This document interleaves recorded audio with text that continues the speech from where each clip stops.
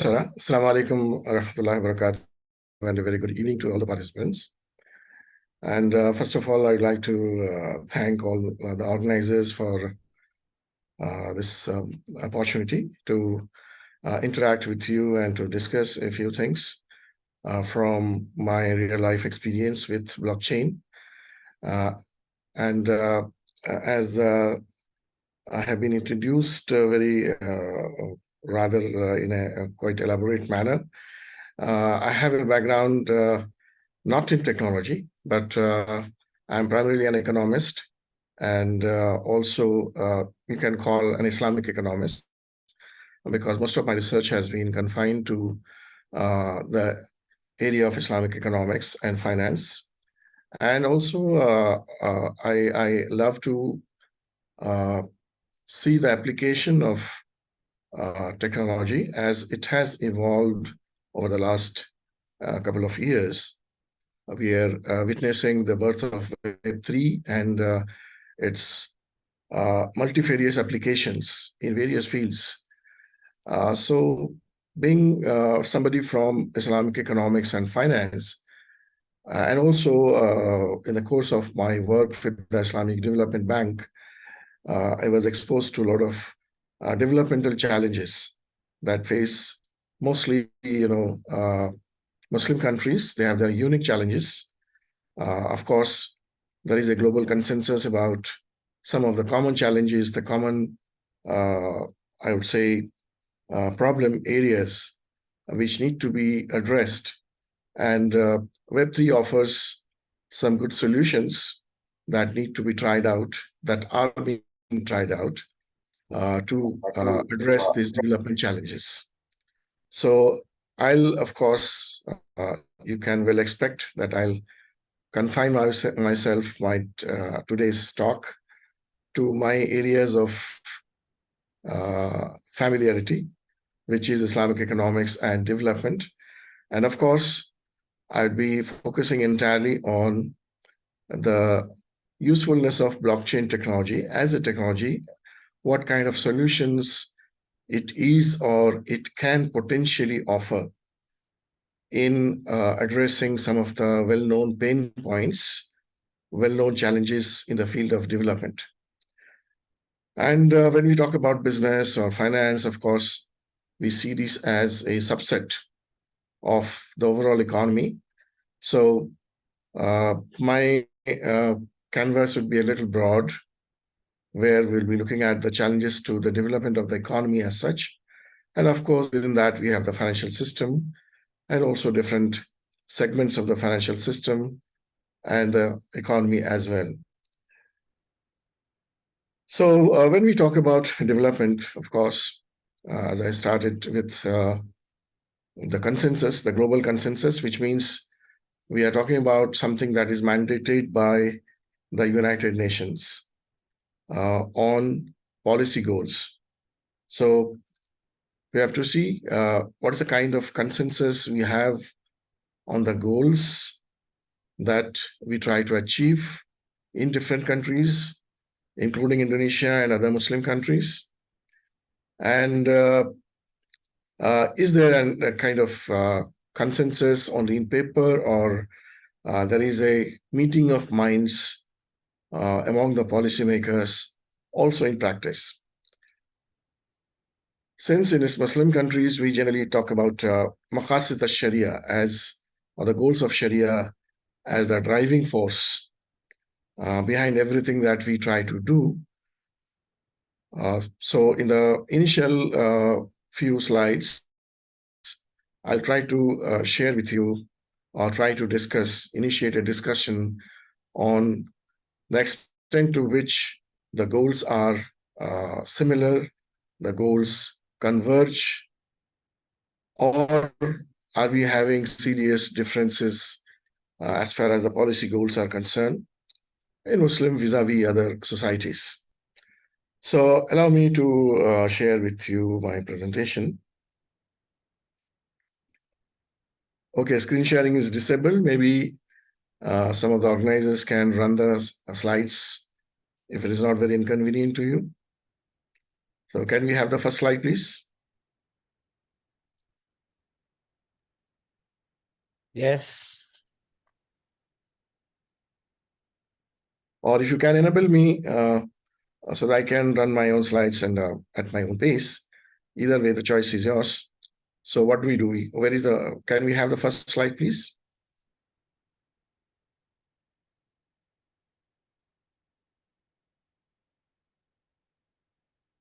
Do you have a copy of my presentation, sister?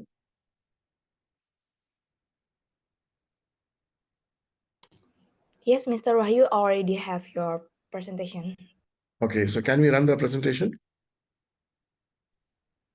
Yeah, Mr. Kawahi will present the Oh, sorry. Now I think I presentation, can I can share my screen, which means I can run the presentation myself. If it's okay with you. Okay, Mr. Thank you so much. Sorry for the Okay, inconvenience. can you see the PowerPoint, Yeah, the presentation? Okay. yeah, we can see. Thank you, Mr. So, in a very briefly, the focus I have mentioned in the title itself, we are talking about real life use cases, real life, applications of blockchain. And we'll also be discussing very briefly what are the Islamic perspectives on as and when we proceed with the discussion. Since we're talking about students, so allow me to spend a little more time on the key issue that is under focus, and then we will see how blockchain is available with us as a solution or as a technology that can offer us the solutions. So we started with saying this, that these are the UN mandated goals that every policymaker in every country they try to achieve. And we have time-bound goals to be achieved by the end of the year 2030. And now we are almost at the midpoint of this 15-year window. These were adopted in the year 2015, and we were supposed to achieve these goals. There are 17 goals to be achieved. And these 17 goals, basically, they expand to 169 targets. So we have 169 targets to achieve, and broadly they can be seen as the 17 Sustainable Development Goals. Essentially, what they try to achieve, they try to provide us with a blueprint, a pathway as to how we can proceed, we can achieve peace and prosperity for whom?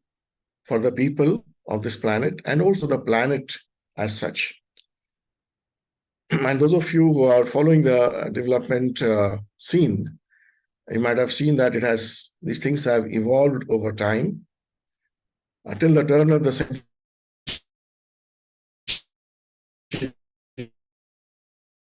we were talking about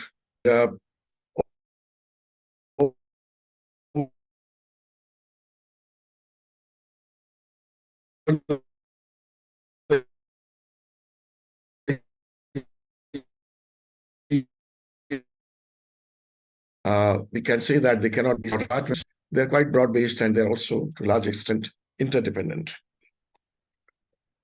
So these are the 17 goals before you. You can see that the goals starting from 1 to 10, SDG 1 to 10. Basically, they talk about no poverty, zero hunger, good health and well-being, good quality education, gender equality, clean water and sanitation, affordable energy, clean energy, decent work, economic growth, industry innovation, and reducing inequality like this. And then we have some of the green goals.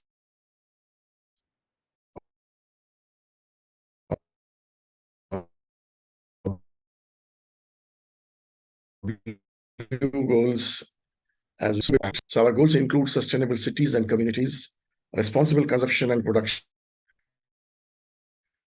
They include climate action, they include life of good governance, strong institutions, and we see partnership as the tool, strategic tool to achieve these goals. This itself becomes the goal number 17. Now then we come to a predominantly Islamic society or a Muslim society like Indonesia, where all our actions at the individual level and also at the level of governments, at the level of private and public sector institutions, at all levels, they are influenced by the goals by Sharia. So there are different frameworks available that try to capture the Islamic vision of development, what Islam wants us, what Sharia wants our society, how it wants our society to develop. And there have been many scholarly works in this field. I'm not going to give you details of that because of shortage of time.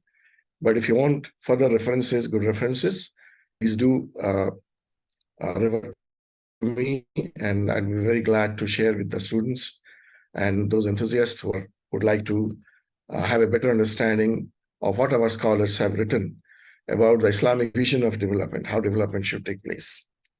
And originally presented as going back a little into history, that the most popular framework of Maqasid al-Sharia, or the goals of Sharia, is a five-fold framework given to us by the 12th century scholar Al-Ghazali, and for whom the objectives of Sharia can be seen primarily in terms of protection and enrichment of faith, deen, and protection and enrichment of self, which is nafs, and of intellect, aql, and of progeny or posterity, which is nasl, and finally, the protection and enrichment of mal or property.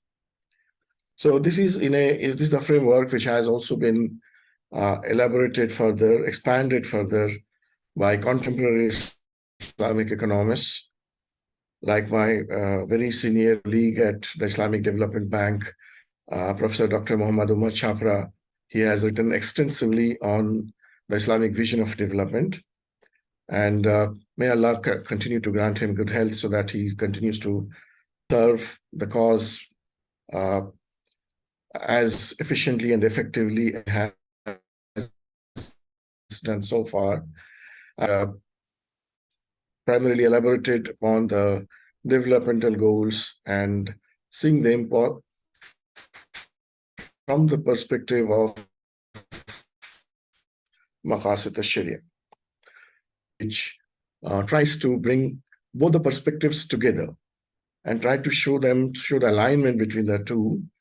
So which means Muslim countries or Muslim societies can pursue both the Maqasid al-Sharia and the Sustainable Development Goals at the same time. There are a lot of areas which are, where they are perfectly aligned. And in this slide, I've tried to write down a few areas or a few specific, action points, which try to help us achieve the Maqasid al-Sharia and also which try to achieve the various Sustainable Development Goals. So they have been placed in this sort of five-fold,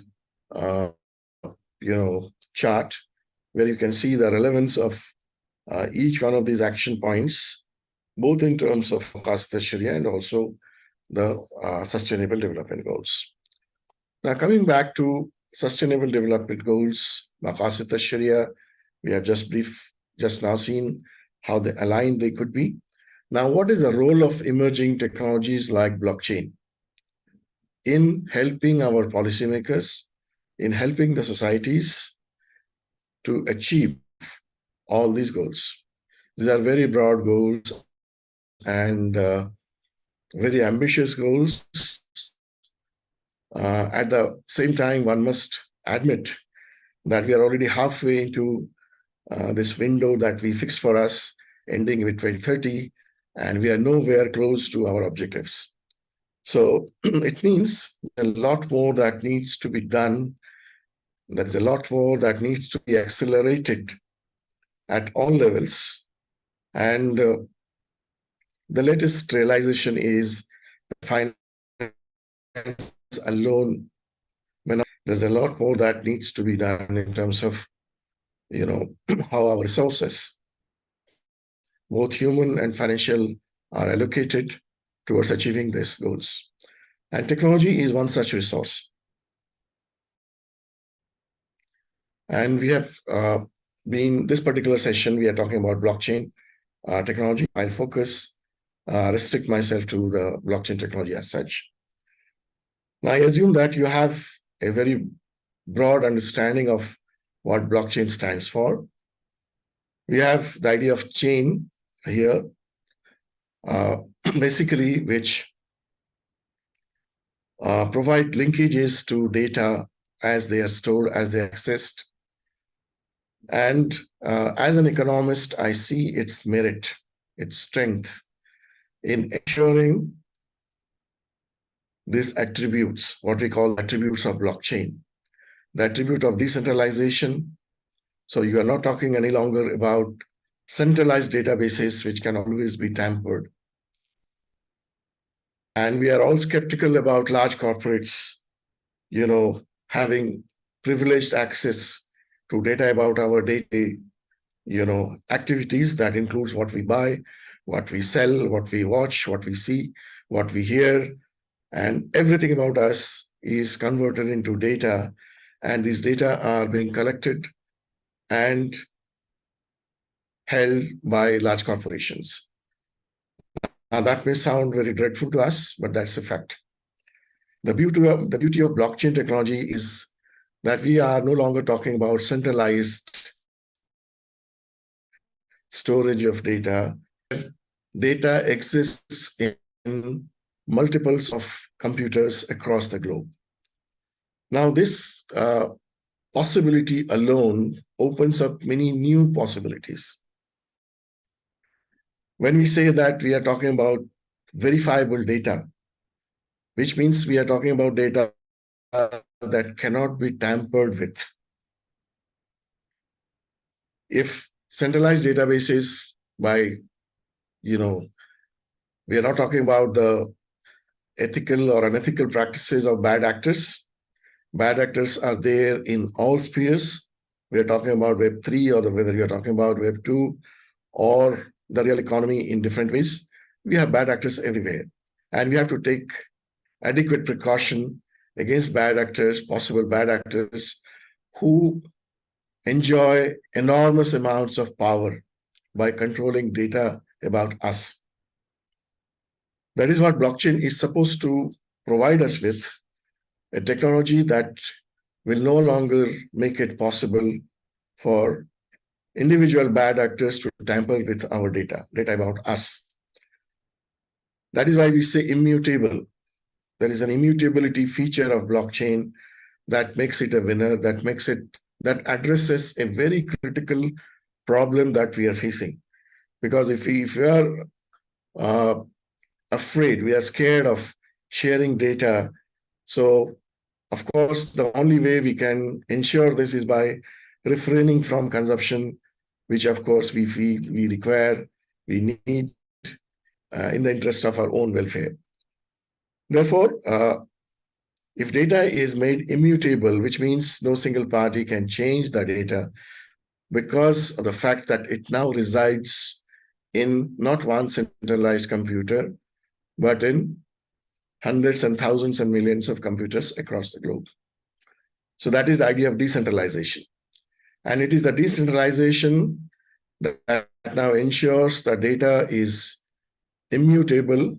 You need a consensus to be able to, change data. So no single actor can change the data. Transparency, of course, when you post or when you place data on the blockchain, it is transferable to the entire world with some familiarity. Every average user should be able to see where my transaction resides. For example, I buy something, there is some amount.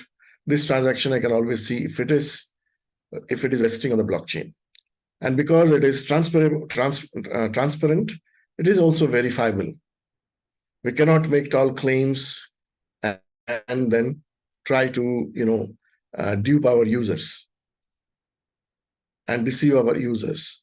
Because the information that we provide, if it is transparent, then it is on us to ensure that it is also accurate. We cannot play with data. So accuracy comes with verifiability. And now every user can verify what is the data. For example, I am a champion of green system.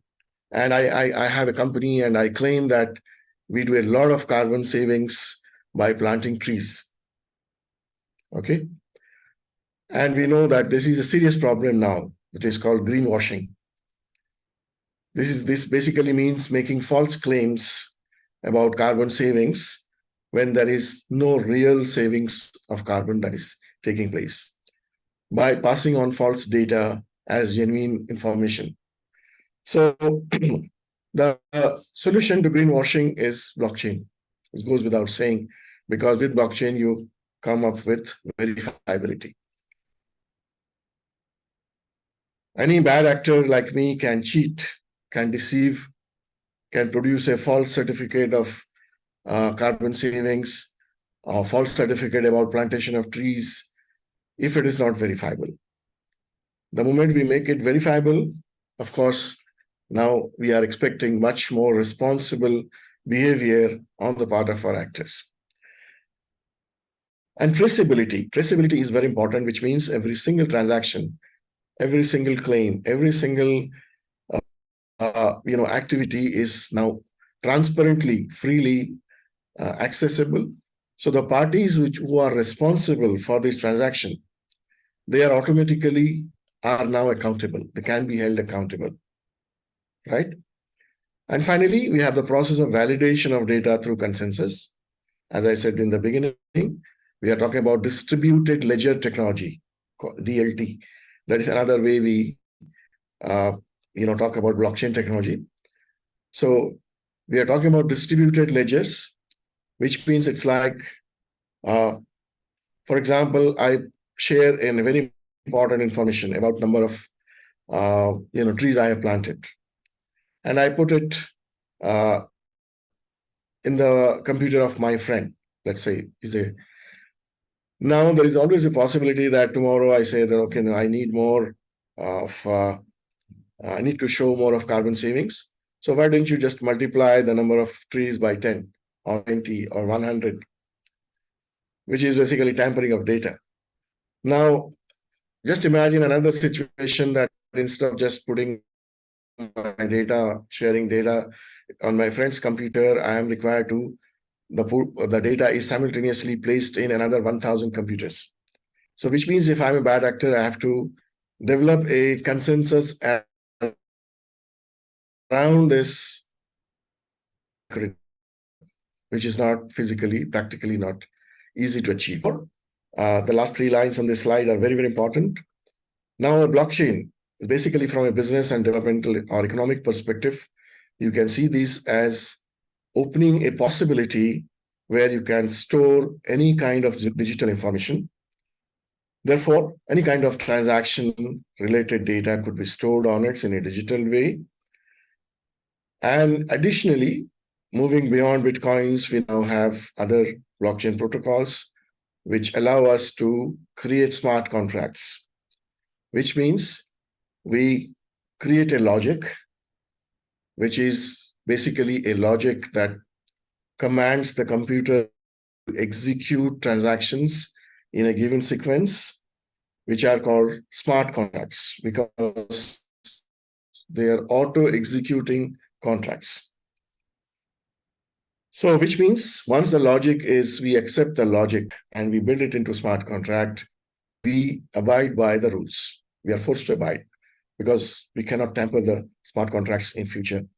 So which consists of basically self-sufficient decentralized code that is executed autonomously according to the business logic. So this, in a nutshell, you can make somebody understand how blockchain can be useful for real life businesses. Then you can let your imagination fly. Nothing stops you from thinking and imagining how these attributes of verifiability, immutability, or transparency, accountability how this can solve. These are all good features, you know. So wherever there is a trust problem, there is a trust deficit. And you can imagine, as students, we talk about changing the society. Why? Changing for the better. Why? Because we are concerned about certain evils in our society. We see them as our problems. We see them as societal problems which need to be addressed by our policymakers. For example, we are talking about, because I'm from Islamic finance, so allow me to give one very quick example. We have Algorand properties all across the globe. You know, every Muslim country, or historically a society which has been Muslim, even though today it is no longer a Muslim country, but we find enormous amount of, or large numbers of Algorand properties. Algorand is basically, many of us, we understand, this is the Islamic endowment,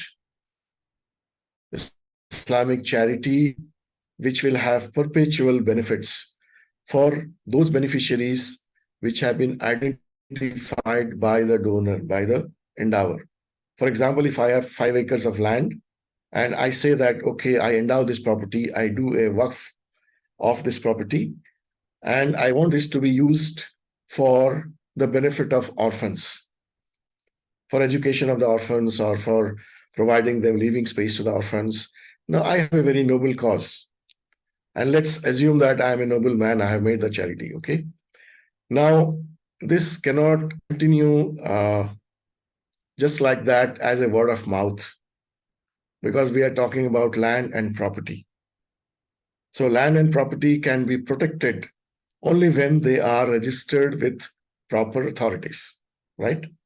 So there has to be a legal document which needs to be created, which we call Waqf deed, which will basically note down all the key features of this act, this noble act.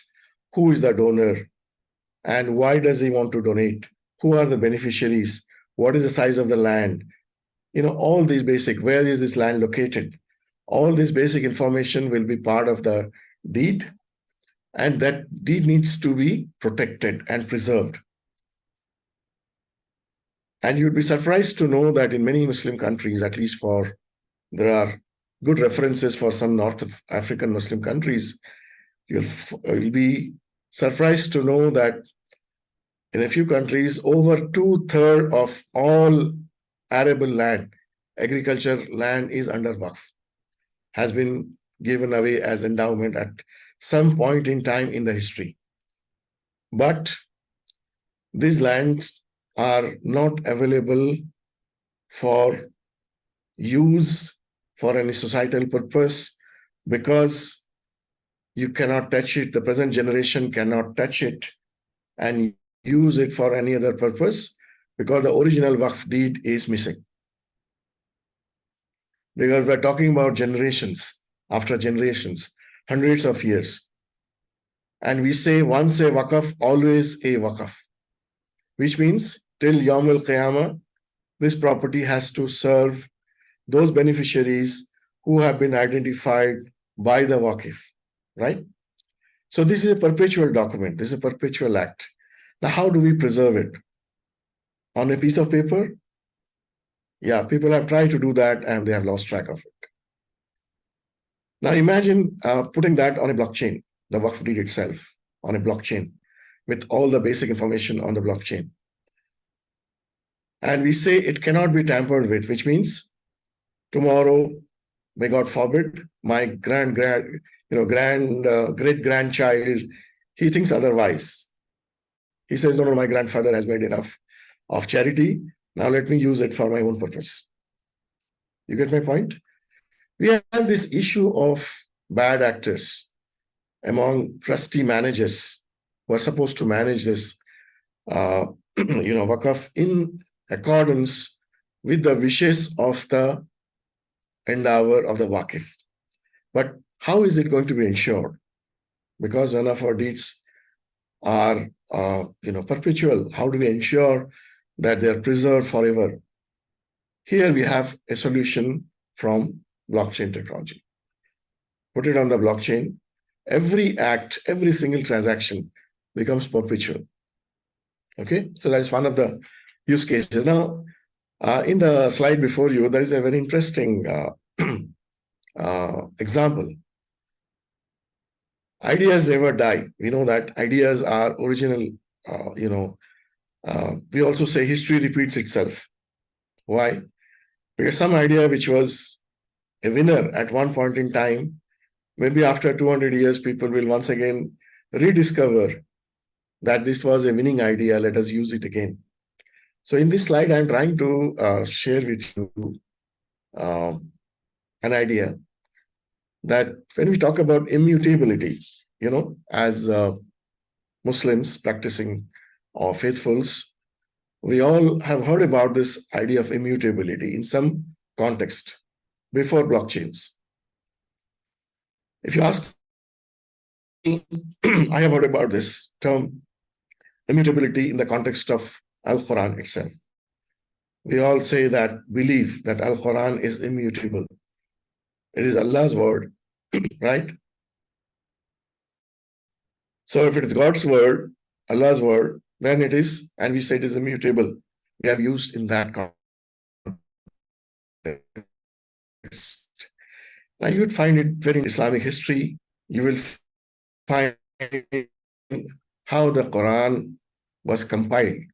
It was originally not published as a book as we find today. So it remained in the memories of the companions of the Prophet. They used to memorize it, and they used to pass it on generations after generations. The initial compilation was done. It was through validation, through consensus.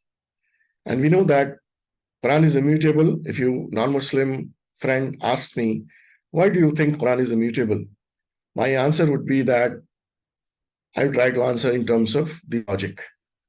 That in case of Quran, we don't rely on published books only. No. Quran's legacy or history is memorization.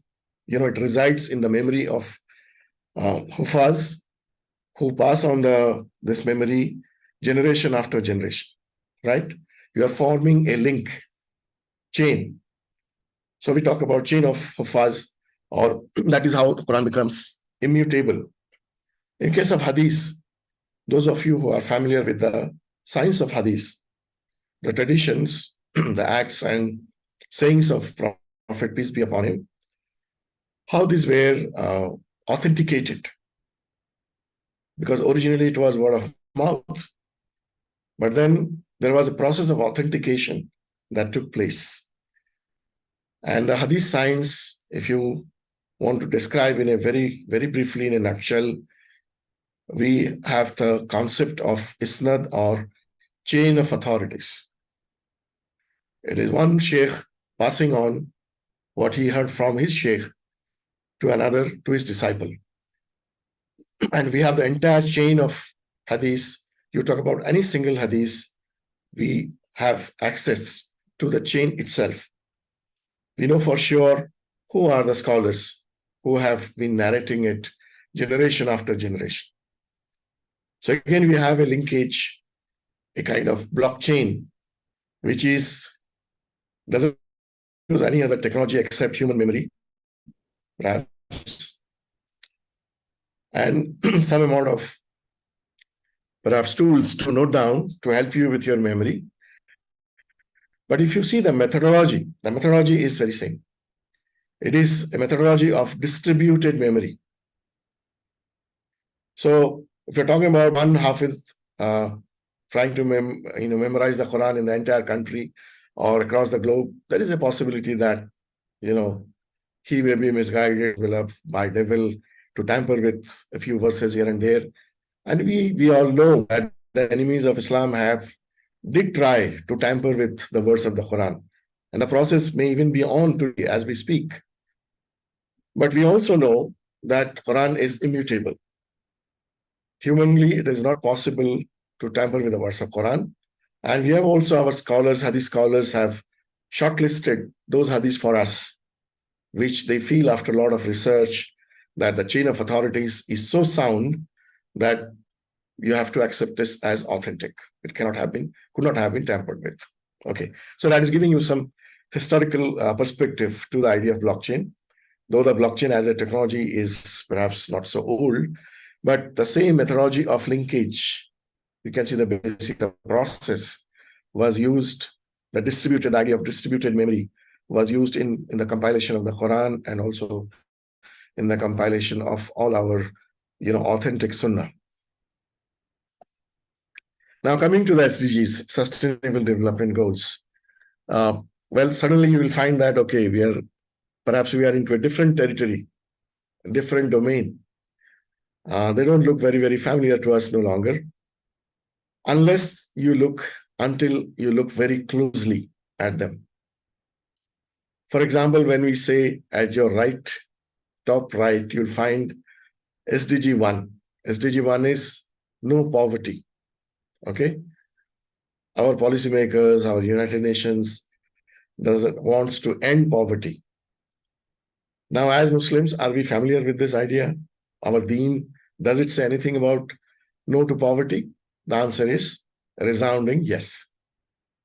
There are some beautiful hadiths, one of which I can quote. Poverty is like disbelief. And I can share with the references if you're interested, because poverty leads to disbelief, leads to kufr. Now, it can be as dangerous as that it can lead a person towards, a negation of his very faith, his iman, and he can do kufr. So he's drawn towards kufr or bad acts because of poverty. That is why poverty alleviation should be a top priority for every single Muslim, every single faithful. And we have enough number of references, hadiths, where the Prophet ﷺ has advised us to take care of our neighbors, to take care of the hungry, to take care of the poor. And we have, it doesn't stop there. In Islamic societies, we have, deep-rooted institutions. It is not word of mouth. It is deep-rooted institutions, like we have the institution of zakat, where the Quran has prescribed the 8 types of asnaf, the 8 categories, eligible people who are eligible to receive zakat from us. And the first 2 eligible categories are fuqara and masakin, the poor and the needy. And the rest 6 categories also, except perhaps Tamil zakat, the others are all in some kind of a need for assistance, need for help. So whether he's a hungry person who needs your help to feed his children, to feed himself, or whether he needs to get good health care, he has to pay his healthcare bill or hospital bill, or whether he has to pay the tuition fee for his child. We are talking about SDG 4. In Zero Hunger, we are talking about SDG 2. We are talking about healthcare in SDG 3, and so on and so forth. We know that, cleanliness is nisful iman, or half of faith. So we need clean water to cleanse ourselves. So SDG 6 is not something alien to us as Muslims. We already know that these are the things which are fundamental needs of human beings.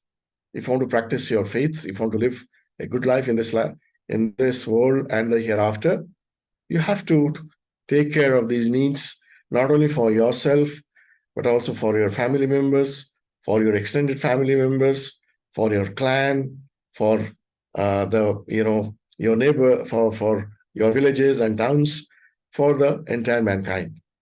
So it is a kind of, you can say, those students of science, is a centrifugal impact that each one of us has to leave in this world through our actions.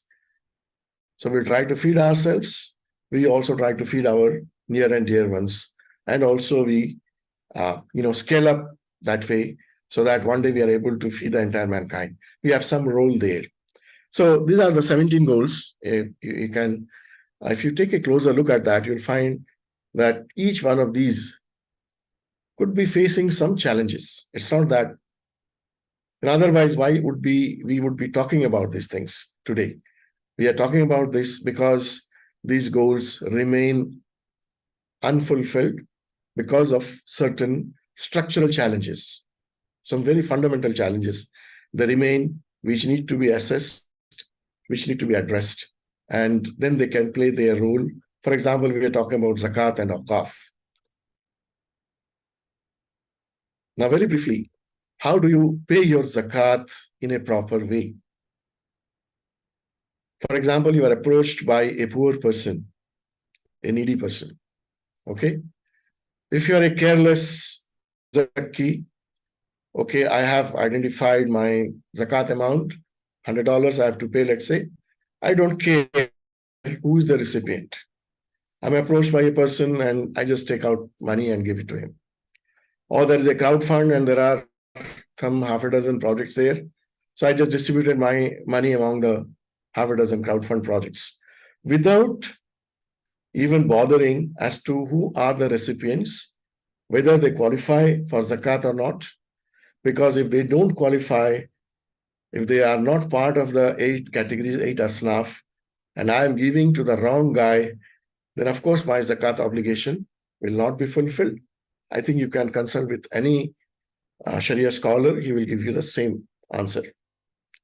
That it is your responsibility to ensure that your money goes to the right person, to the fuqara, to the masakin, and other categories.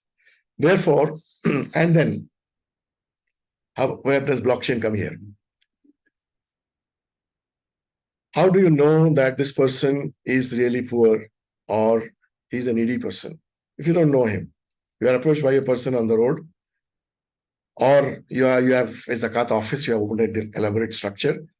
Somebody just walks in and says that I'm a needy person, give me zakat. Now, the first thing you should be asking to him is, who are you? What is your name? What is your identity? Right?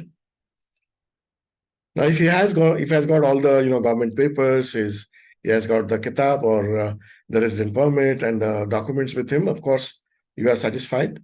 And then you can always take some additional precaution in finding out what is his economic condition. And you can ask him a few questions and then you can determine. But if the person says that, no, I'm sorry, I don't have any papers with me. I don't have any identity papers because my house was flooded during the last flood and all my papers were, flooded away. And today I don't have any identity paper. But I am a miskin. I've been hit by this natural catastrophe. I need support from you. Or let's say you visit a refugee camp where everyone is affected. You know that they need your funds. But how do you make sure that you are distributing to the right person and nobody is deprived, no genuine displaced person is deprived of your assistance? You need some kind of a mechanism. And those of you who are into humanitarian assistance, and in Indonesia, we have a very rich, history of humanitarian funding and assistance. At a structural level, our non-government organizations, they have been functioning. Our ISANs have been functioning. Now, what happens when you try to distribute, let's say with coupons, and show the coupon to this particular grocery shop, and he will give you your grocery? Sounds perfectly okay. But as a humanitarian professional, if you are into this game, you will also know the leakages in the system. Today there is a black market going on in those same coupons. These coupons are being sold in the black market. Somebody has managed to accumulate some 50 coupons and he's selling it for a price, because each coupon entitles the coupon holder to some grocery. A possibility. And we have heard about these possibilities in the context of many such, humanitarian projects. Now, how do you stop it? This is a pain point. This is a pain point. You ask any NGO, they will tell you, yes, this is a pain point. How do we make sure that the right people get our assistance day after day for the window that we want to help them, or we want them to send their children to school and get a waiver in the school fees. So we have given them the coupons. But then later on, you realize that the coupons have found their way into some other unscrupulous person, a dishonest person who is now selling those coupons in the market. This is where this pinpoint has been addressed by some, tech companies. I just mentioned in my slide about one of them, AidTech. AidTech is an Irish company, and they started working with International Federation of Red Cross and Red Crescent Societies. And this particular use case is about Syrian refugees. We were finding this problem of using coupons to obtain their groceries because they didn't have the ID papers. So bringing them on chain and providing them, each one of them, with a digital identity, a smart card or unique QR codes for each one of them, they were replaced with paper-based vouchers. Earlier, they had these paper-based vouchers which were being misused and abused. They came up with this digital solution. And if you put it on the blockchain, you have the additional benefit that every single transaction is now recorded in a transparent way. Therefore, now the use of unique digital identity will allow not only, it will enable them to obtain what they want, but it will allow complete documentation of information. Did the person who received the grocery was eligible? Did he get what he was entitled to? And how the overall system is being implemented? You can collect all the relevant information in a very transparent, accurate way by using this kind of blockchain-based applications. Now, another one is a very interesting one. I used Algorand protocol and Algorand wallet. I'm a user of that. And I'm not saying that just to say good about Algorand, and there are no other Algorand other protocols which provide this. All blockchain protocols with different levels of efficiency, of course. With Algorand, I found that you can transfer your funds not only costlessly, which means almost at zero cost, but also instantaneous from one part of the world to another part. Now, does it sound familiar, this problem? This is a pinpoint. I once tried to send some money to a friend in Somalia. Imagine what percentage of the money that I would be incurring as bank commission. Any ideas? Would you be surprised if I say that the bank commission can go as high as 25%? That means every $100 I donate to my Somali friend, or a friend in Palestine, or friend in Syria, he loses 25 cents straight away as remittance cost. It can be even more than that. So it is one of the sustainable development goals. It is a serious problem. That is why it finds a place among the sustainable development goals. Sustainable development goal SDG 10C, it is one of the targets. It targets to bring the cost of remittance down to 3%, below 3% by the year 2030. And there are special remittance corridors like Somalia, like Palestine, like Syria, where you have large-scale displacement of human societies. People have been forcibly displaced for war, civil strife, for a number of reasons. And you will find one statistic particularly alarming, that among all Muslims, this is one of my friends quoted it. I cannot give you a source other than saying that it's an anecdotal piece of data. More than 2/3, and I'm sure many humanitarian professionals will agree, more than 2/3 of the world's displaced persons are Muslims. And if you need to help send your zakat money to some displaced Muslim brother, and you incur 30% as a transaction cost. Shall we call this process efficient? It won't be efficient. The banking system will benefit. The remittance houses will benefit. They will make profits, enormous profits. But the real beneficiary will not receive your zakat money. So therefore, here I am just taking it as one use case of cryptos.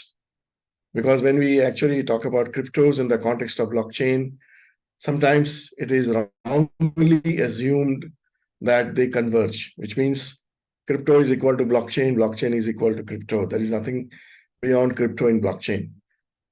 This is not so. This is an incorrect assumption, but incorrectly made by many, individuals who are not fully initiated into, who don't fully understand what blockchain is. Blockchain is the technology, and crypto, you can say, it is one of those products of this technology. And the blockchain technology can be, as we just discussed, can be used in many, many ways to address specific pain points, specific challenges of development. So this is one challenge we have before us, which is that of remittance. And you won't be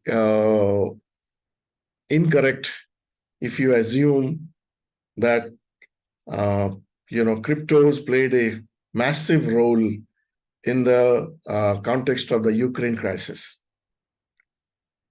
because we had the entire collapse of the banking system, collapse of the banks, because a country has been invaded, it is being bombed. Now, how do you help the inhabitants? How do you send money to that kind of a city? You don't have the banks functioning, you don't have the finance companies functioning. So a lot of money officially was sent through cryptos to those people who were displaced by the war. And we live in a world where war and civil strife or even natural calamities are increasingly becoming common. And with every man-made or natural calamity hitting us, we do need help. In large sections of us, people who live on this planet, they need help. And this should not be seen as a business opportunity for the banking system or for the remittance houses. So we can see a very clear value addition taking place here in the context of humanitarian finance. So let's move forward. I'm sorry, this is such a huge topic that it's very hard to cover, within a single session. So please interrupt me when you feel that, the time is up or we should stop here, because it's a very, very lengthy topic. Because if we're talking about SDGs, there are 17 SDGs, there are 169 targets. So, the more you delve into it, the more gems you will find, the actual use cases. So towards the end, I'll just share with you the names, and I'll urge you to go back and do a Google search on those use cases and see for yourself how they help you address certain basic pain points, basic problem areas, which act as a hindrance, an obstacle to the process of development. Okay, what we have before us now is blockchain for Islamic social finance. I just discussed very briefly, not because of anything, but because these are areas very dear to me personally.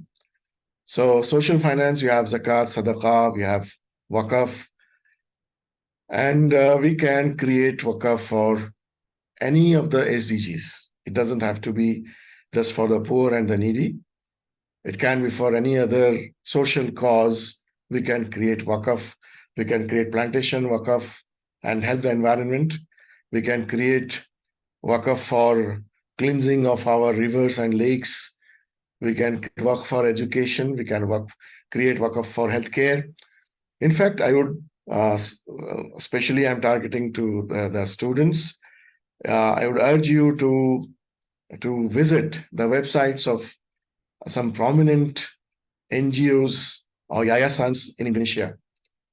And you will see, to your pleasant surprise, if not already, I'm sure some of you are already interacting with them, but you will be very pleasantly surprised to find that some of these NGOs and yayasans, they globally, they are at the top in terms of achieving or implementing SDG-focused projects, whether it is healthcare or whether it is education, whether it is gender equality, or whether it is humanitarian assistance, you name it.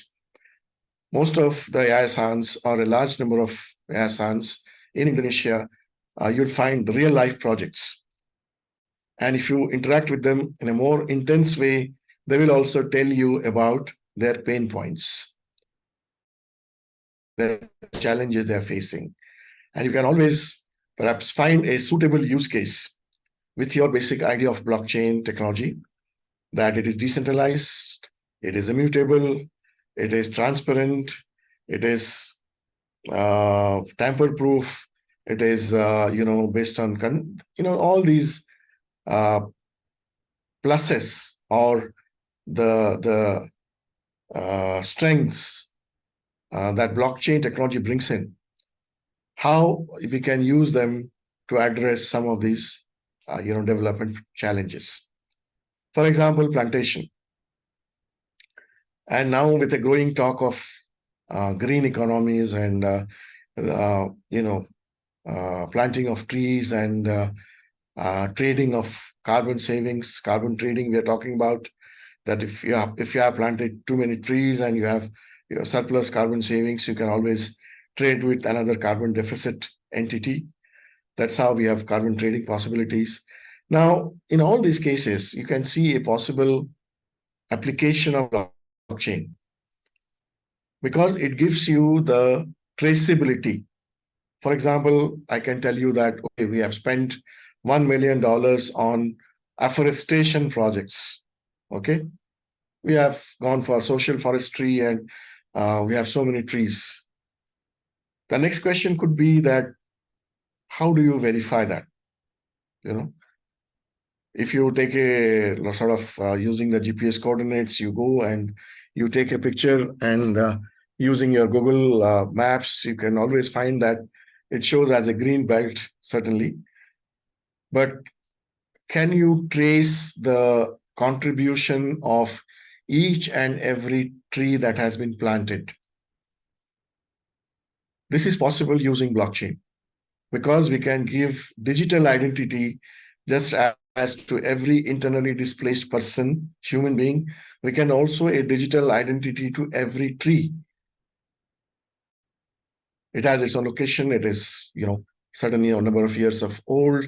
So we can very accurately, or we can say with reasonable accuracy, we can also estimate using scientific tools how much of carbon savings we have contributed to. Now, how do you measure it? Say carbon savings. If you try to reduce everything to dollar terms, to idea terms, you'll be facing other problems, more problems. Because then the problem of costing, problem of putting a financial number on every ton of carbon savings that takes place, or every mile that the ambulance travels in providing healthcare, or in every single patient, every I would say cancer treatment that takes place in a particular hospital. Now these are numbers, these are metrics. If you try to measure everything in dollar terms, we'll be facing enormous problems. We can always do the trading, or we can do some kind of an exchange in all these the output that is being produced. It could be 1 ton of carbon savings, or it could be 1 tree. Now we can measure them with much more accuracy using blockchain technology. And once we measure it, again, that becomes tamper-proof, that becomes verifiable. So you are no longer talking about greenwashing, which can be curbed to a large extent if the job is properly done, if the technology is properly applied to keep track of every single output that is achieved in this space. Okay, so I just spoke about AlgoHub, automatic execution of leases via smart contracts. So you can always keep track of your lease rentals, even if you are not on the spot. You may be sitting in another part of the globe, planet, and through smart contracts, your Waqf building can open its doors for the tenant. It can close its door for the tenant through smart contracts, through Internet of Things. Okay, so these are additional possibilities which make automatic execution of contracts possible, which is what can potentially, address many pain points. These are also possibilities for social finance. I will not go into details of that. We have already discussed a lot about this. Every Qard Hasana, for example, transaction, like any other transaction, will be etched, will be written on the blockchain. So you can see to what extent the trust deficit that is there between me and my friend is reduced, because Quran is asking us to note down, to write down the act of lending and borrowing. Why? Because it will reduce trust deficit. Qard Hasana, people can give Qard Hasana. Now, if that is, you can imagine that if this transaction not only takes place on a paper, but on the blockchain, then it becomes tamper-proof, it becomes fully transparent for everyone to see.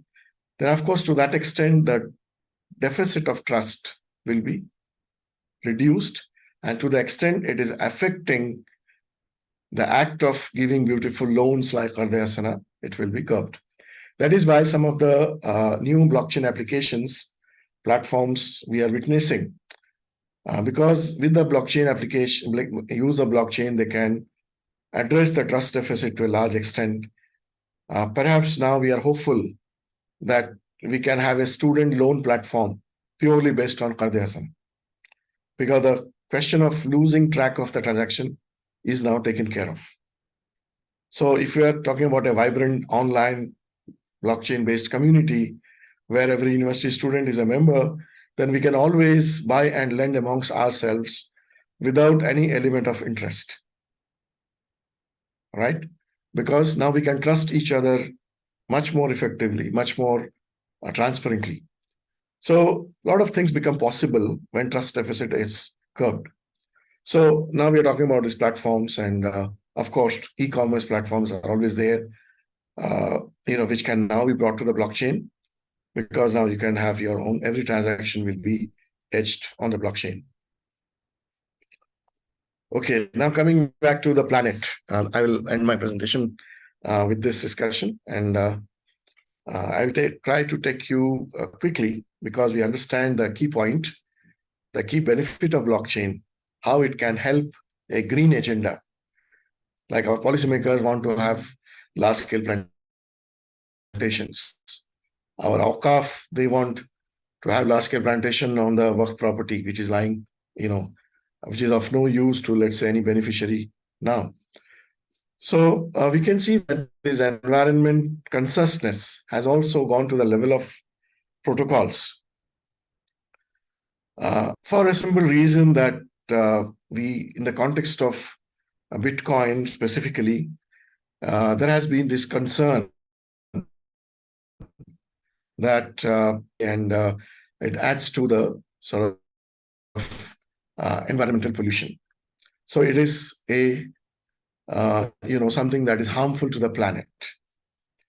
Now, in response to this concern, many of the blockchain protocols that you find, sorry Sorry to interrupt, sir. But we only have 1 minute left for Great. presentation time, because Great. there will be a Q&A session after this. Thank you in Okay. advance. So maybe we can come back during question and answer and session and all that. So, okay. So basically, there are when you talk about green protocols, the point is that many of the protocols like Algorand, for example, they consistently try to maintain a carbon neutral position. Because first of all, their consumption of electricity is very, very negligible as compared to the older generation of blockchains. But the recent trend is that more and more technology providers, they're opting to go for a technology which is less damaging to the environment, and they also try to remain carbon neutral by proactively going for carbon savings projects, investment in carbon savings project. Okay. So basically the last point, the game is on and platforms are transitioning to more sustainable energy and consensus mechanisms. So which is like Algorand, Polkadot, and there are others who are also getting onto the bandwagon.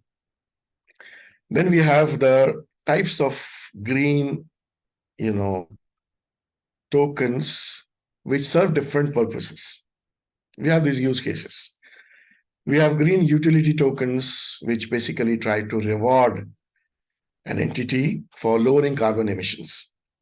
Like I plant a tree and I save, doing my calculation, that I save 5 metric ton of carbon. So in lieu of that, the platform will reward me with these utility tokens. Okay. Then you have the green asset tokens, which are basically a tokenized carbon credit, which takes you a higher level of scientific accuracy. You have biodiversity offsets and carbon credit. To the extent we can measure it, we can issue asset tokens in lieu of that, which is kind of a verifiable,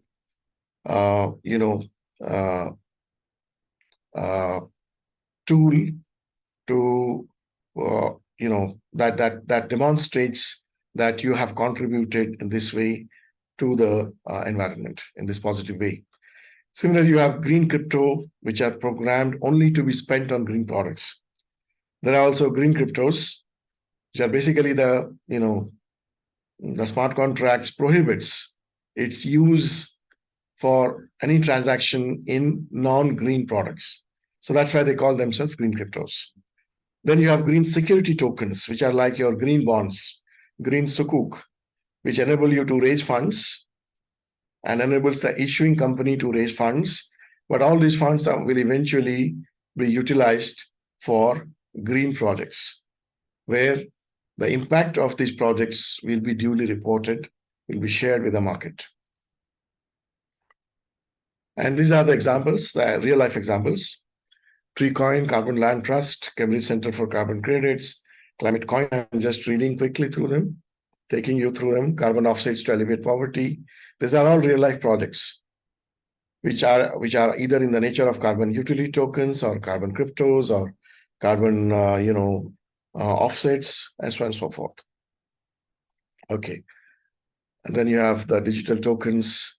I've just made those names bold for you to be able to do a quick search of that. You can Google for yourself, and you can see how these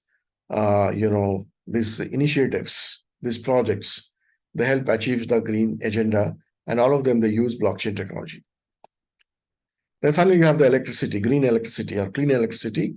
You have the idea of smart grid management. Again, here, blockchain technology can help you measure the exact amount of, let's say, solar energy that you have produced. And you need to be, let's say, renewable electricity you have produced and you want to exchange it. So you have these blockchain-based ledgers where such exchanges can take place. And the unit of renewable energy that can be converted into tokens, these tokens can be used to motivate you, can be used for other kinds of exchange with goods and services, or they can be used in a number of ways. You can find all these applications, the real life cases, where which basically cater to the renewable energy management or clean energy management. Some more here: Azuri Technologies, Zola Electric, Movisol, and you have the NFTs now, which allow you a gamification of the entire process. And all of them, they try to address the climate change, challenge. So you have the case of Safe Planet Earth, First Carbon Corporation, Digital Art for Climate, where you combine two different concerns for art and climate together. And you have Decarbon, allows users to use gameplay to incentivize widespread positive climate change. Green Apes, you have deploys gamification again to help people to understand their carbon footprint. Now, this particular slide is summarizes, I would say, in a nutshell, what it is about. What is the role of blockchain technology? It basically is a critical tool for measurement and reporting. And it can be combined with artificial intelligence and Internet of Things, and with large-scale interconnected databases on land, water, climate. Now, this can all be used together to develop your action agenda for a green agenda, like desertification and, all your pain points that you face as you take up this agenda. Then you have the blockchain smart contracts, which offer you tamper-proof and zero-cost mechanism. Again, this is in the context of the environmental changes. So this will enable you to incentivize the entire process, either through positive incentives or through disincentives. And whatever you are doing in terms of whatever impact you are leaving on the planet, whether it is positive or negative, either way you trigger some of the release of the cryptos, or some other way, these metrics will tell you what you should be doing next to compensate for, or what the harm you have done, or to get compensated for the benefit that you have provided to the mankind. Okay, then the last is about some risk factors, and we come to the end of the presentation. Once again, thank you for the opportunity, and we are open for questions.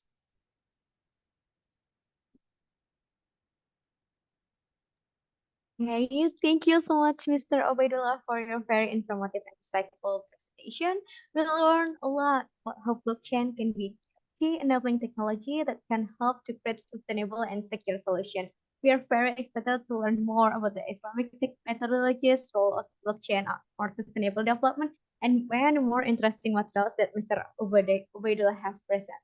Well, no, maybe it's the time that Sobat Cerdik might have been waiting for, which is the question and answer session, because there will be a prize in the form of an e-wallet balance for one participant with the best question. So the technical of this Q&A session is that Sobat Cerdik who want to ask question are welcome to use the raise hand feature and turn on the microphone when invited, or write their question in the Zoom chat box column using the format name _ institution _ question.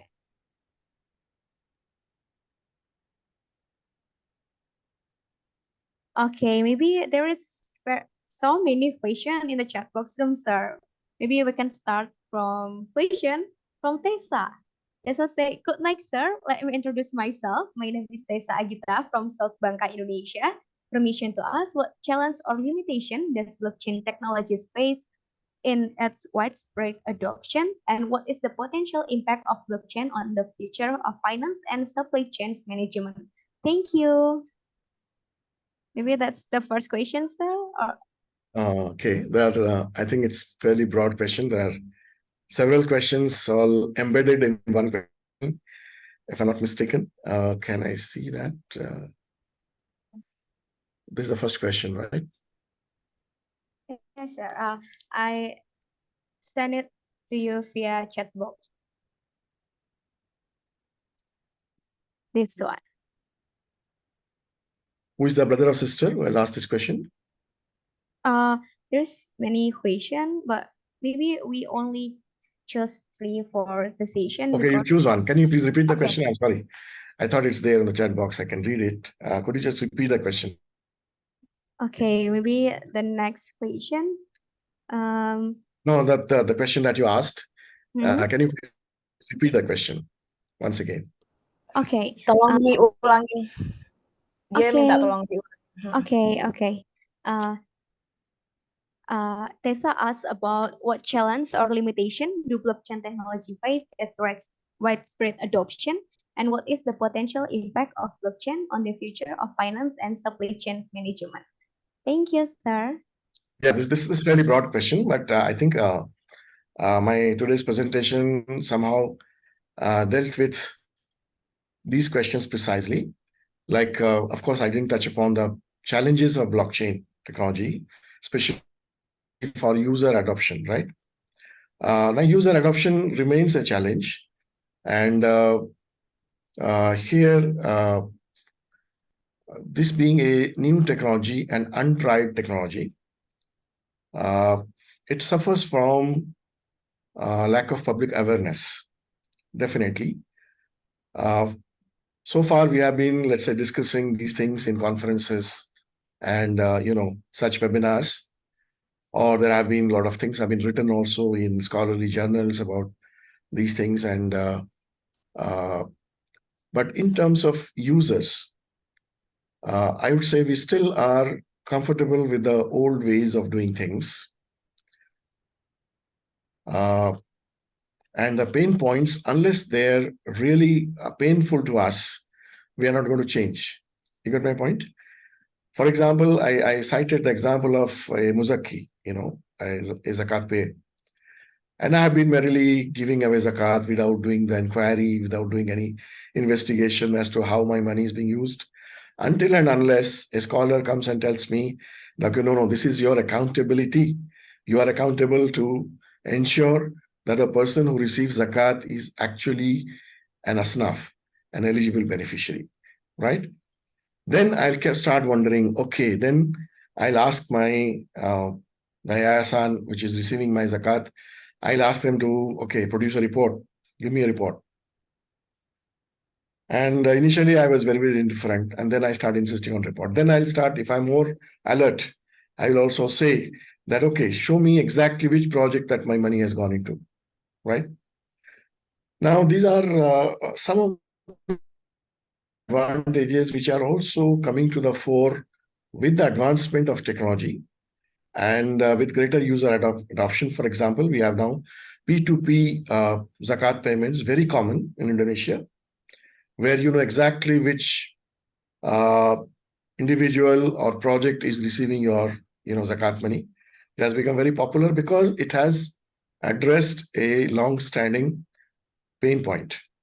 If I'm ignorant about how my money is being used, I always tend to say that, okay, who knows where the money goes and why should I give to others? I'll spend it myself. You get my point. So we lose the possibility of pulling together zakat money. We lose the possibility of using zakat money on a priority basis, or after we decide on a societal priority and then we use the funds. All these things are not possible if all of us are randomly paying our zakat. Right? This is one use case. Similarly, for everything, let's say for as simple a use case as converting your certificate into an NFT, for example. Now, those of you who are on LinkedIn, you might have seen that many students, they get their jobs through LinkedIn. It's one of the good resource. And they make it a point to give a link to their certificate. And if they're lucky, if the certificate has been issued by, let's say, some good university, then of course the university also makes sure that the certificate is available on the web for verification, right? But there are many other universities where, you are not able to trace your certificate and show it to the public that here is my certificate, or here is my skill level, or here are the courses that I have completed. Now imagine that changing all with blockchain. You convert your certificate into an NFT and put it on a standard blockchain and provide a link to that in your CV, in your profile. So the entire world can now see your credentials, can judge for themselves because it is verifiable data. So it's not that, I do one, 2-week course from a reputed university and claim to be an alumni of that. Many actors, they do that, bad actors. So the exact qualification that I have obtained from a certain university or certain reputed place, then I have now chance to tell the whole world, come and verify yourself. These are my grades. This is my skill enhancement. You get my point. So the verifiability that comes with blockchain, the transparency, you don't find that with Web 2. The more the job aspirants among you, they realize this benefit, the more NFTs you will be minting of your own certificates, of your whatever you do in your life. Any nice painting that you draw, you would like everyone to see it. So instead of just putting it as an image file somewhere in your profile, you convert that into an NFT and put it, for everyone to see on the blockchain. So these are the use cases that user adoption, I'm sure, will increase, because if you list down the use cases, the list is an ever increasing list now, because everything is good, which is more verifiable, more transparent, and which is perhaps which is tamper-proof. Things cannot be cancelled. For example, as simple as a thing like an airline ticket. Now, if the airlines is randomly can cancel your ticket and get away with that, would you appreciate that? But let's say you have an NFT that is issued by the airlines, where there is a smart contract which tells you that as soon as your flight is cancelled, as soon as, the same moment your bank account will be credited with the refund. So you are no longer worried about, or if you have gone for a travel insurance, for example, the same moment your account will be credited with the compensation. So this is eminently possible using smart contracts and blockchain. And this can remove those pain points, those risk factors. If you're a traveler, okay, I book my tickets. If it's cancelled, how long it will take for me to refund, how many emails I have to send to the traveling agency or to the airlines company. Now, this is a simple example. So as more and more users will understand the benefit that can come to them, as more and more users and more platforms will be there in the ecosystem, you are going to see more user adoption. So user adoption is strictly not a problem area. It will happen, but inevitably these things are going to happen. So how soon they will happen depends on how technology savvy our population is, or our new generation is, how our millennials, how tech savvy they are, or how conscious they are about the problems they're facing, how rational they are. Okay. Okay, thank you so much, Mr. Obaidullah. I hope that will answer Tayse's question. Maybe next will be from M. Rifki, who already raised his hand in this Zoom. Rifki, are you audible? I'll just I have one request, that please avoid questions which are focused on technology, because I'm not a technology guy and I don't want to give a wrong answer and get away with it. So Okay. if it's about applications, you're most welcome to ask anything. Okay, Mr. Thank you. Maybe Rifki can. I think this question is about technology, but I just ask it anyway. So I kind of interested about the Syrian refugee that use digital identity. What my question is, based on what they use their digital identity, since they are a refugee, so they don't have citizen identity. So maybe they just use their email to track their activities or something else. It's a digital identity. That is more important is the link that is established with the supply chain, because it is the idea of helping the people, not just giving identity for nothing. Okay, so we want to help them with certain things, maybe meeting their day-to-day grocery requirements or their kitchen requirements. So they must be able to, or we want them to send their children to school, so there's a school fee waiver. Now all these waivers can be independently tokenized also.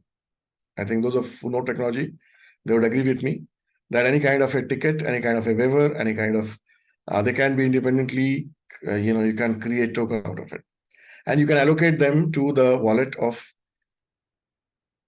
a person who doesn't have a real identity papers, but he has a digital identity which is created. Okay, so it goes with his you can always give a new identity to a person. Okay, you can take his biometrics or his photograph or his email, and it depends on what kind of identity related data that you require for the purpose that you have at hand. For example, if it is just a case of giving some help, maybe QR codes are good enough. Everyone has got a unique QR code, and they will just show it to the grocery shop, and then accordingly the data will be entered that this person has received his daily grocery. But if it is some kind of a financial transaction which requires your identity much beyond your email or much beyond your representing you just with a number, then of course you have to go beyond that. Maybe you also tag along your biometrics to complete your digital identity profile. Okay, thank you, sir. Okay, thank you, Ricky, for your question, and thank you so much, Mr. Vidal, for the answer. Maybe next, we will move the question from Husni Mubarak from the chat box, sir. The question is, how will blockchain revolutionize traditional financial system and institutional system? Is it through DeFi for finance and DAO for institution? See the advantage between the two, namely decentralization and transparency.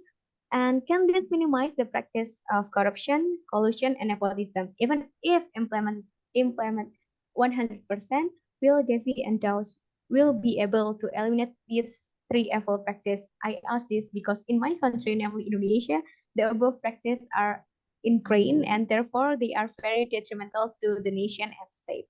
Maybe that's the question, sir. Yeah, I think the most important thing that the blockchain hits at as a negative is trust deficit. We don't trust our leaders, for example, or we don't trust our local politicians, or we don't trust our neighbors, or we don't trust our friends. We like them, but we'll not trust them enough to lend to them, for example. And the trust deficit itself is directly addressed through blockchain technology by making it transparently available to the whole world, by making it immutable, and you have all the other positives. Now, if that is the case, then a lot of problems are automatically taken care of. But I will not say that it will be the end to corruption and human being would have found its ultimate answer. No, a lot depends on how you are going to use it, right? Like, for example, greenwashing. I'll take the example of greenwashing, like getting certified that I'm saving so much of carbon by planting these trees or doing this or doing that. Okay. Now, if I get my certificate from another questionable party or 10 other questionable parties, and I demonstrate that, see, I've been certified as having done this. Now, that's not the end to corruption. Maybe the other party who is certifying, they have to answer whether they are giving the right kind of certification or whether the certification process itself is free from any kind of, backdoor manipulation. I can always create a NFT out of a certificate and place it on the blockchain, right? The NFT itself is non-tamperable. But the data that I'm storing in that NFT, what is the source of that data? Has it been verified with IoT or any other robust mechanism which ensures that, yes, you have planted so many trees? Or am I depending upon a certificate issued by the village elder who will say that, no, Mr. X had come to our village and he has planted 100 trees, certified by an elderly person in the village or the head of the village? Corruption will continue as before. If there were corruption before, it will continue later as well. If the same certificate, spurious certificate, is placed on the blockchain. You get my point? Like I go to and approach a diploma mill. You know, diploma mills, those education institutions who don't get themselves authenticated, or their certificates are not authenticated. They don't follow the right kind of standards, yet they go on selling their certificates. So if I obtain this kind of a certificate and then convert that into NFT, put it in a blockchain, it doesn't help curb the the element of corruption in any way, right? Even then, there is a benefit. There's a benefit that I will be reluctant to put a spurious certificate on the blockchain. For the simple reason is that anyone can see this, access this. You get my point? So there is always a, finer aspects of how we go about doing our things as we contribute or as we harm our society or we help its development process. But yes, the technology itself, there is no looking back as far as at least I'm convinced. That's why in one of the slides I covered the idea of immutability through distributed data storage. So we are following the same methodology for Al-Quran and Al-Hadith. For Hadith science also, we are using the same methodology, putting distributed data, after the initial process of verification, of course. But by putting it in the distributed data storage devices, we are ensuring that not all can be tampered with at one time. You get my point? So this is a winning technology. There is no doubt about it. And we are not talking about cryptos or the way they have been abused and used as speculative devices, as gambling devices. And we have genuine concerns among the fuqaha, and also the average person, man in the street, he is concerned about that. He's also greedy. He wants to make money, but he's also concerned that he may lose money in these kind of highly volatile markets, and which have where a lot of bad practices are there, bad actors are there, a lot of deception is going on. So that is why many people are skeptical about cryptos. And they're also skeptical about blockchain because they equate cryptos with blockchain, right? Which is not correct.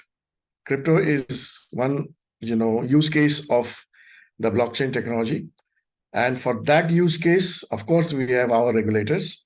We have our Sharia scholars. They will examine that use case, how it is being used by the average man in the street, whether he's gambling away or whether doing something haram, whether it is deceiving people using those cryptos or fooling around with other people's money.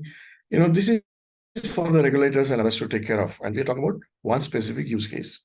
And as students of economics and finance, I believe that all of you are aware of how concerned our regulators are, both in the financial space and the non-financial space. Our central bank, how concerned they are about, these cryptos, alternate altcoins, someday replacing the sovereign currencies. So this is a genuine concern. And to the extent this is done, private currencies, of course, one can say that in Sharia it is allowed, but the abuse of that thing is not allowed. So anything that leads to mass abuse, of course, you have to be very careful in dealing with these things, right? That is why I started with development challenges, which are, of course, the remittance is one issue, which even if our, let's say, the current banking system stands up to take care of that, it's a welcome proposition. But again, they will be using the blockchain technology. Like we're talking about CBDCs now, central bank issued currencies, but using blockchain technology. Okay, So technology thank you itself so much. is value neutral, is neutral of all these abuses. Okay, thank you so much, Mr. Abedullah, for your answer. I hope that will answer the question from Hosni. Maybe after a series of very exciting event from material presentation session to question and answers, we finally came to the end of the class. Sobat Cerdik, we hope today's program and class material can add to our insight and be useful for our daily needs in the future. We would also like to thank you, Mr. Obaidullah, as today's speaker, as well as the class participant for your for your participation and enthusiasm. And as we said before, guys, there will be a prize for one participant who asked to the base question. Congratulations to Mr. Husni Mubarak for being the lucky participant to get it. You can contact the contact person from GFDS who has been notified via chat in the class Telegram group.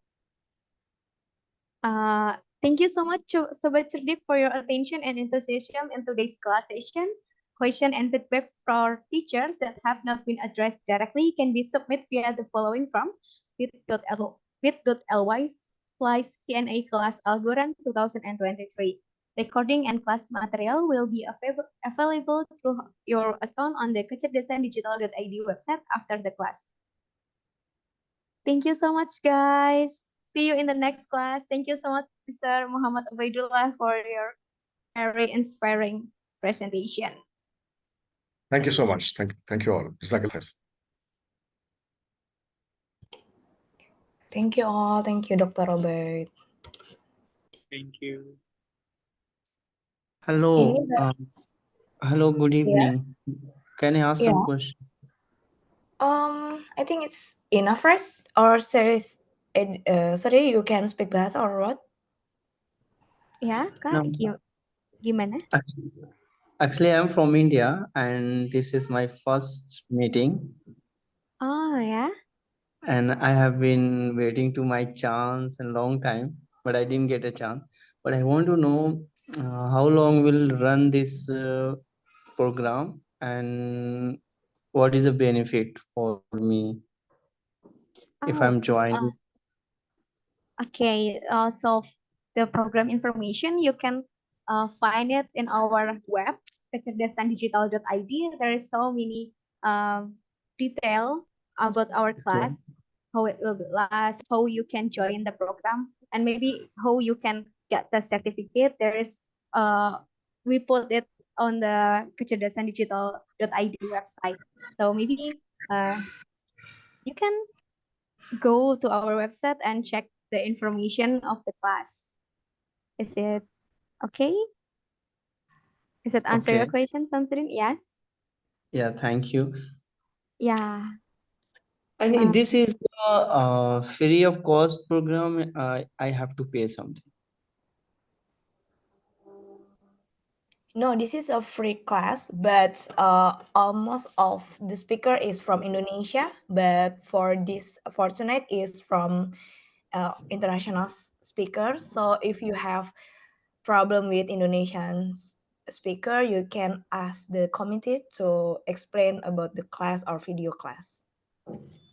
Okay, so basically I'm from India, so is there I think so no any trouble to join this group? Maybe it's allowed to international also.